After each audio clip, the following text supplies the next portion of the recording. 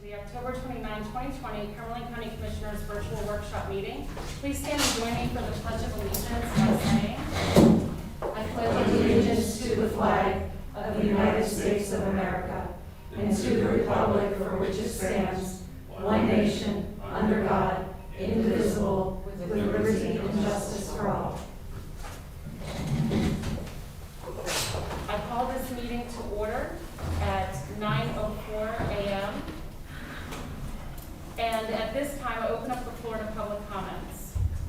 I'm going to make a public comment because I don't want to wait another second on this. This morning I woke up to a post from Lieutenant Governor John Fetterman calling for Cumberland County to canvass all the ballots starting Election Day at 7 a.m. It's not legal. We can't canvass ballots on Election Day at 7 a.m. Ballots in the Commonwealth of Pennsylvania may not be counted until the close of the polls. It is a misleading post. I have taken at least 14 phone calls so far this morning because of John Fetterman's misleading post. There is a Board of Elections meeting today, this afternoon at 1 o'clock. I encourage anyone who is concerned to attend. You can attend virtually, and you will get the truth about what is going on in Cumberland County. For everyone who is waiting for me to respond to social media, I will respond to you. If I have a voicemail from you, I will get to it today. There's more to this story than meets the eye. And I also want to make it very clear, as the Democratic Commissioner in this county, my colleagues are not trying to screw this vote. My colleagues are as members of the Board of Election just as I am, and we take this responsibility to protect your constitutional right to vote very seriously. I have heard those two Republicans don't want the vote counted. I assure you that is not true. That needs to stop. One of the reasons that people were interested in electing me is because of civility and ability to reach across the aisle. And here I am doing it. My colleagues are doing it. Let's settle down. Our president put out terrible tweets. I understand everyone is upset that they think he's going to actually stop the counting of votes on election night. I assure you that will not happen in Cumberland County. Call me, email me, text me, Facebook me. I will get back to you. Thanks. Let me just add one comment. I'd like to see an encore performance of Olympia. Oh, I'm going to do it one I'm going to tell you, commissioners, Commissioner Eichelberger, you have said to me a million times that I'm polite. I'm going to lose my cool today. And I don't want to, because our country does not need more nonsense leadership. They need to understand that we're doing the best that we can. And I know that people are really angry and upset that we are not pre-canvassing those ballots, okay?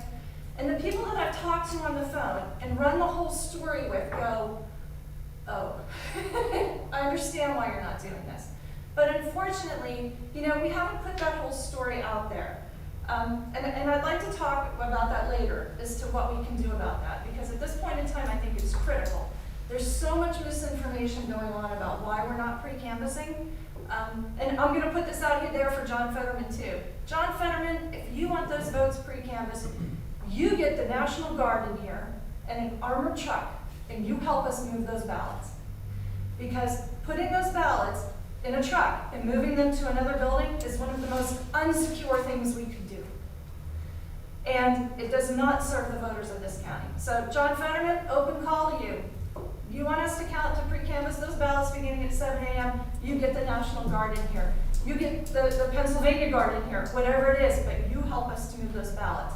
Margie Ensign of Dickinson put out an offer to us this morning. She said, hey, I'll give you a room.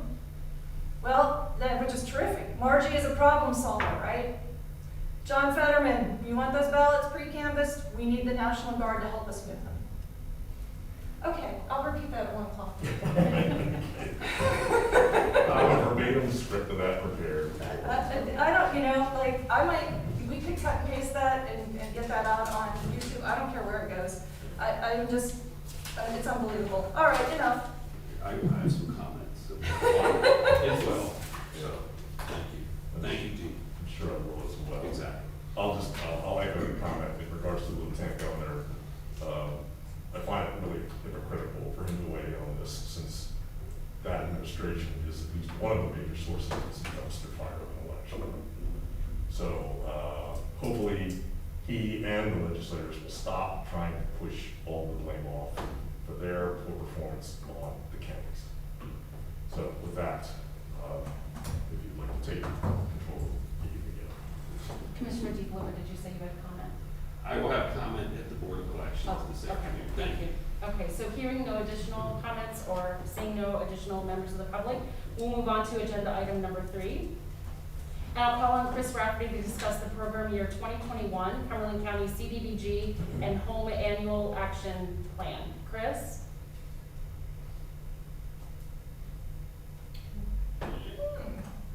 Good morning, Commissioners. Today I want to go over the program year 21 CPT and Home Program Annual Action Plan.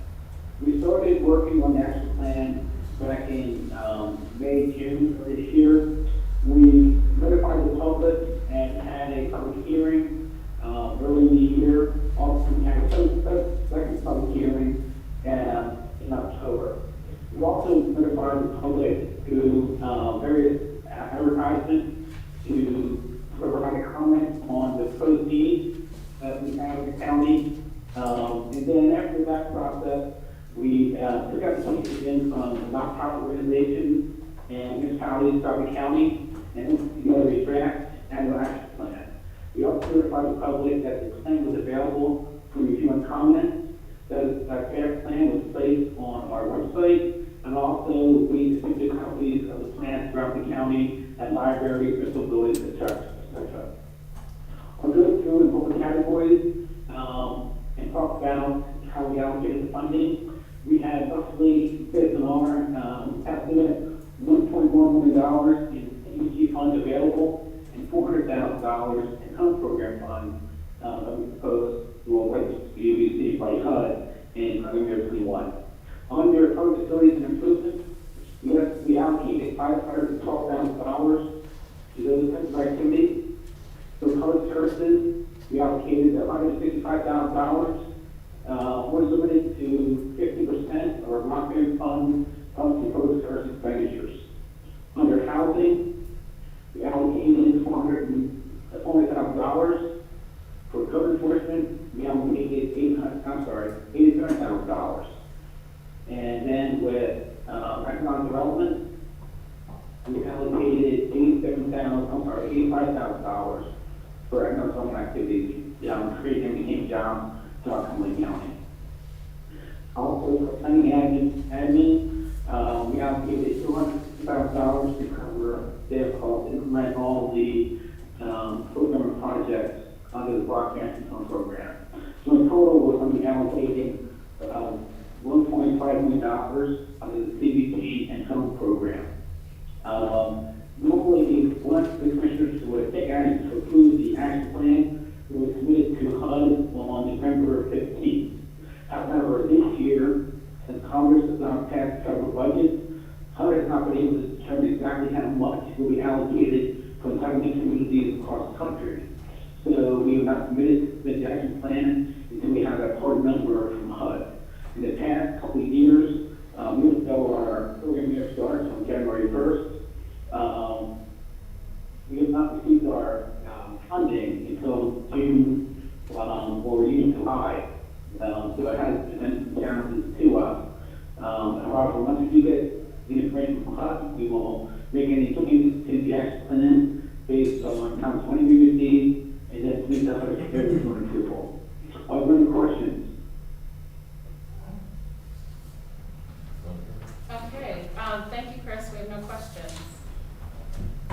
Thank you. Next, I'll call on Jillian Yoder to discuss the PADCED Cumberland County Emergency Solutions Grant 2020 Award. Jillian?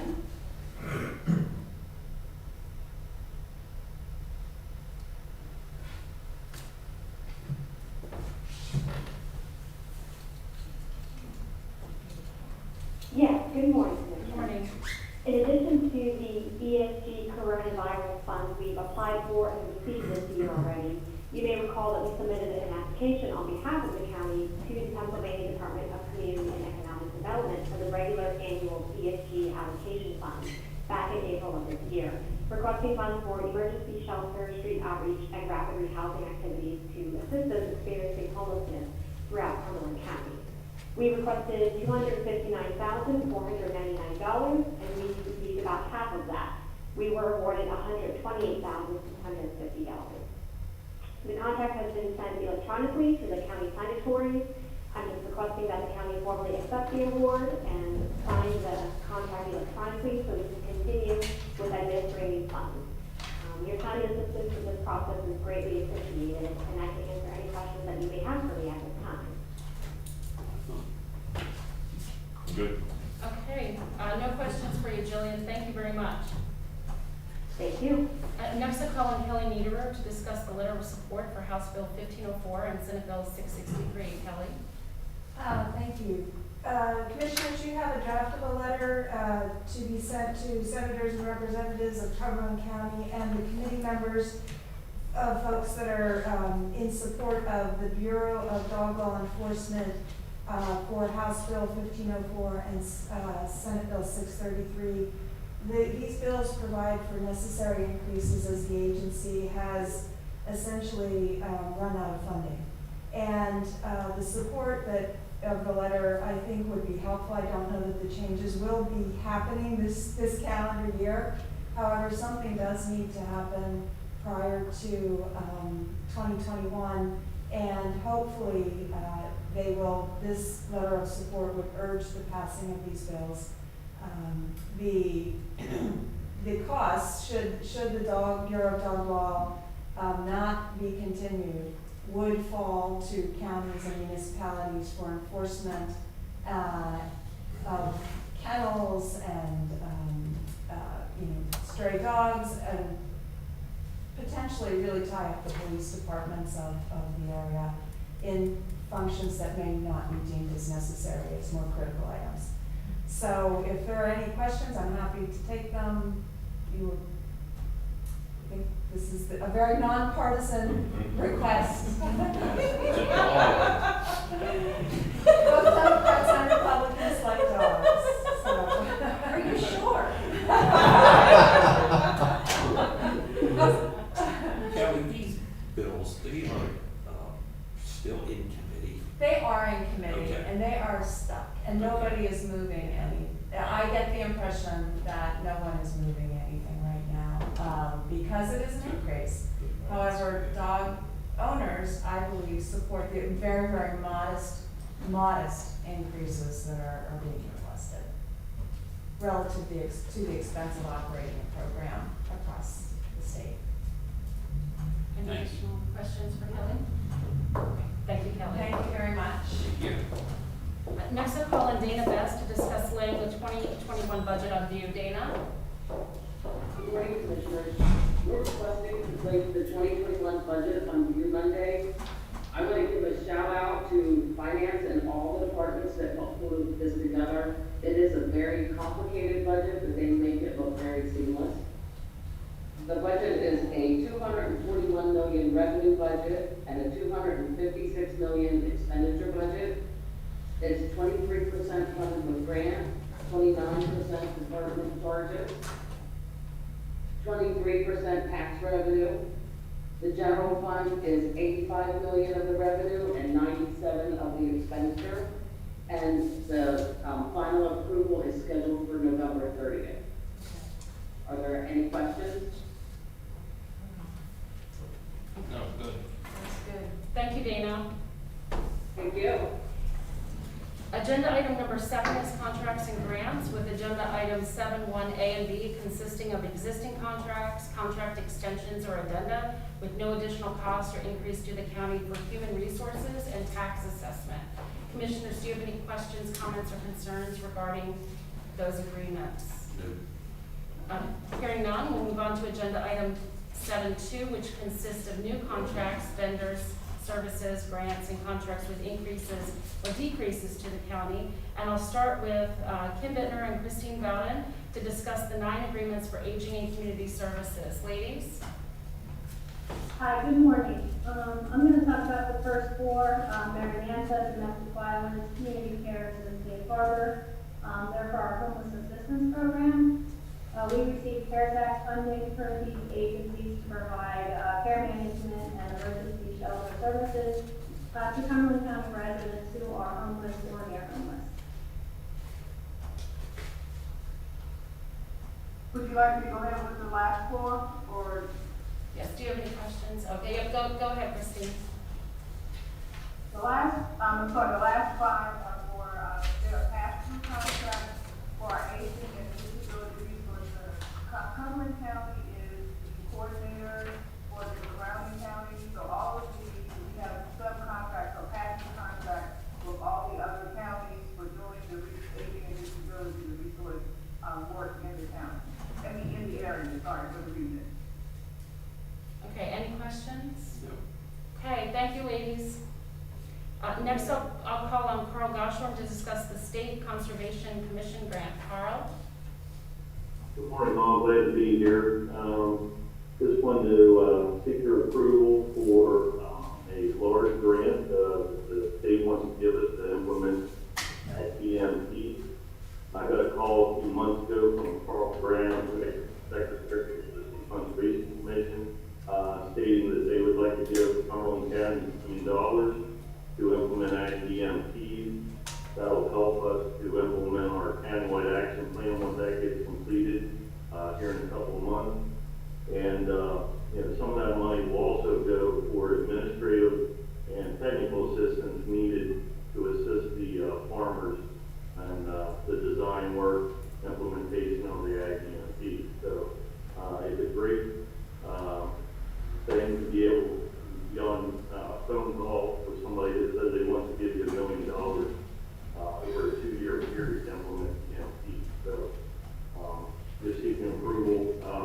My board of directors already approved to work with this program, and just seeking approval from the commission. Any questions for Carl? Thank you, Carl. Yes. Okay, next I'll call on Melissa Cavanelli and Lana Davis to discuss the Thompson Reuters agreement. And commissioners, please note this is an action requested item. Ladies? Good morning. We are requesting approval of a 10-year contract with Thomson Reuters for our library maintenance agreement, which is legal volumes.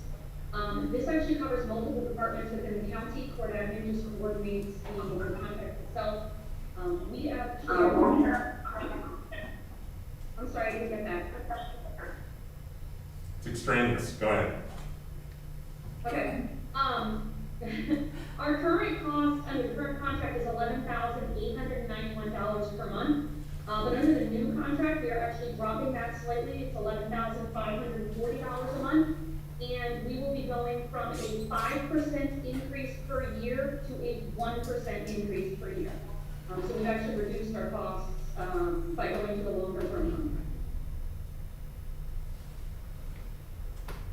Any questions? Yeah, I'm seeing a new contract total of $1.4 million. And that is divided over 10 years? Yeah, yes. The annual cost is reduced from what we're currently paying. Okay. It's just a longer term contract. Okay. Thank you. You're welcome. Any other questions?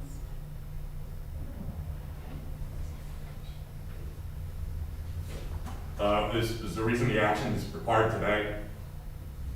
The contract actually expired yesterday. It took quite a while to get this nailed together. We are dealing with multiple departments on this, and it took a little longer than expected to pull all the details together, dealing with the other departments and pulling everything together. So Okay. we're just requesting action so we can get the new one started as soon as possible. Any additional questions? We'll call for the motion. I'm gonna go ahead and move to approve the court administration contract with Thomson Reuters. Second. It's moved and seconded. All in favor indicate by saying aye. Aye. Motion carries. Okay, we'll get that signed and to you, Melissa. All right, thank you. Next, I'll call on Kirk Stoner to discuss the Cumberland Plans Grant for New Cumberland Borough. Kirk? Good morning, Commissioners. This is the executed contract for our Cumberland Plans Grant for New Cumberland Borough to update the zoning ordinance. You reviewed and approved the grant earlier this year. It's $15,000, again, to update your zoning ordinance. Any questions for Kirk? Yeah. Thank you, Kirk. Next, I'll call on Robin Weigel to discuss the Evaluator Services and Technology Inc. agreement. Robin? Good morning. This is our annual Act 1 homestead farmstead mailing. It is a 100% reimbursed contract. Postcards go out to every currently approved parcel to let them know that they are still approved, and as long as nothing's changed, they don't have to do anything. And then every potentially eligible parcel will get an invitation letter, application, instructions, envelope. This will happen in 2 steps. Postcards go out around December 7th or 8th, and then the invitation goes out December 12th. The process starts December 15th through March 1. Any questions for Robin? Thank you, Robin. Agenda item 8 is discussion and potential approval for a purchase for CNRC. Unfortunately, we've had an issue come up with that, so we're going to hold that agenda item for a later meeting. So we'll move on to agenda item 9, and I'll call on Nicole McElwee and Nicole Crisp to discuss the 14 appointments to the Children and Youth Citizens Advisory Committee. Ladies, oh, I'm sorry. Do we need to table that? Will action be taken Monday? If The hope it's is possible, I would have, Yes. I'd like to have a table. Okay. Okay, we need a motion to table that. A motion to table the discussion and potential approval of order summary for CNRC from its Never Too Late LLC. I'm gonna second that motion. Okay, moved and seconded, all in favor, indicate by saying aye. Aye. Motion carries. Okay, thank you. So again, we'll move on to agenda item number 9, and I'll call on Nicole McElwee and Nicole Crisp. Ladies? Good morning. Children and Youth is requesting the appointment of 14 new citizens to our Citizens Advisory Board. Over the summer, we partnered with the Communications Department for the county and really did a big recruitment campaign, and we were very fortunate that we actually had 17 citizens reach out to us. 14 have committed to serving on our Citizens Advisory Board. We are asking for 6 of them to commit to be appointed for a 3-year term and 8 to be appointed for a 2-year term. I think that's it, unless anybody has questions. Is that the same Roxanne Lane, but did she work for us or something? Yes, it is the same Rockville. Yeah. Okay. Just curious, so. She used to work in our office also. Yeah. Oh, okay. All right, very good. Okay, thank you, ladies. And we'll move on to agenda item 10. I'll call on Commissioner DiFilippo to discuss the appointment and reappointment to the Capital Resource Conservation and Development Area Council. Commissioner DiFilippo. Yes, thank you. Folks, the Capital Resource Conservation and Development Area Council has a opening. The board consists of 3, what I'll call full-time members and an alternate. Annie Yauk, who has served on the council as a full-time member, will not be seeking reappointment. Holly Smith has asked to be appointed to that position. Her information is included in our packet. Ken Ocorn, who is the current alternate board member, his term is for 1 year. He would like to continue as an alternate board member. Just some information, the 3 full-time board members are 3-year terms that stagger. So the other members are Elizabeth Grant and Lori Glace, who will remain on the board. I know both of these individuals, Holly and Ken, can personally speak for their credentials. you have the information, so I don't believe there are probably any questions now. So we'll move on then to agenda item number 11, Commissioners' Liaison Reports, and I'll start by calling on Commissioner Eichelberger. Okay, I really don't have anything. Everything I've been working on, we've been discussing regularly. I've reported out on. If anything else occurs to me, I'll be sure to provide a summary. Thank you, Commissioner Eichelberger. Commissioner Fauci. I'm going to remind you to use the library, right? It's a fabulous place, the Cumberland County Library System. Those are your tax dollars at work. I'm going to remind you to use it. I'm going to remind you that I will get back to you on all of your election questions. It might take me a couple of days. I might make a public statement today after the Board of Elections meeting. I'm not really sure what I'm going to do yet, but just know that the three of us are working for you. That's all I have. Thank you, Commissioner Fauci. Commissioner DiFilippo. Yes, thanks, Stacy. I have 3 reports here. First one is Capital Region Council of Governments. We met last week. There was only one significant action. The assault bid proposals were ratified, and that's pretty much it for that. The Aging Advisory Board met last week as well. Just a couple of updates. The Shippensburg branch, Creek Place, still has a delay in opening. They don't want to risk having to stop serving meals if a person at the center tests positive. Further information will be coming up on this. Sandy Guerreri also pointed out that the congregate meal numbers are down for Mechanicsburg and West Shore because they have discontinued the frozen meals as part of the grab-and-go option. The combinations will be reviewed further, and we'll try to address this. Carlisle, Big Spring, and Shippensburg are continuing on with their meal distributions. Some senior center updates. Big Spring Senior Center is now open Monday, Wednesday, and Fridays from 9 to 1. The Salvation Army Senior Center in Carlisle is still closed. Branch Creek, Shippensburg continues to serve grab-and-go meals and Meals on Wheels program. Mechanicsburg Place reopened in July. They're now open 5 days a week. And the Heating Assistance Program, this was going to be considered to use some of the CARES Act funds that were allocated to them. This program will help those age 60 with their fuel costs. The board still has a few vacancies. There's discussion on changing or amending the bylaws to allow term limits to be extended due to the pandemic. Housing and Redevelopment Authority is the next one I have. The CCHRA continues to administer CARES rent relief for Cumberland County.